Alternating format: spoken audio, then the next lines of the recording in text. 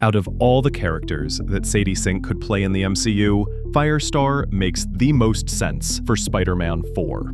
Angel Jones, aka Firestar, first appeared in the 1981 animated series Spider-Man and His Amazing Friends. And notably, she was the love interest of both Spider-Man and Iceman, also known as Bobby Drake. However, introducing Firestar isn't just a way to give Peter Parker a new love interest post No Way Home. Combined with how she actually debuted in Marvel Comics as one of the X-Men, Firestar could serve as the first real connection to the X-Men movie in Phase 6.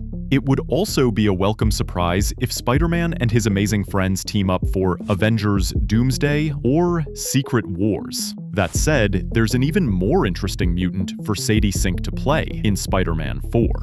Ever since the first mutants appeared in the MCU, viewers have wondered why the X gene seems so dormant in Earth-616. So, while many speculate that Sadie Sink could play Jean Grey, at this point in the MCU, it would make more sense to introduce another Omega-level mutant with a connection to the Phoenix Force, Hope Summers. In Spider-Man 4, the MCU could reveal how some cataclysmic event in the past prevented the X gene from manifesting among mutants in Earth-616. And just like in the comics, Hope Summers could appear to temporarily activate X genes while in her presence, eventually paving the way for Earth's mutants to realize their true potential. For non-comic book readers, Hope was born after her mother was impregnated through the Phoenix Force, which is how Hope can manipulate and copy the abilities of other mutants. From being mentored by her adoptive father Cable in the future, to using her powers to allow new mutants to be born after House of M,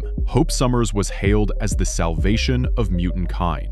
So she could be a crucial new player in Phase 6, which would justify Spider-Man 4 bringing in an A-lister like Sadie Sink. Additionally, adopting Hope's story for the big screen would allow Spider-Man 4 to go big without having to dip into the multiversal well. But if you think Sadie Sink playing Hope Summers is wild, this next theory's even crazier.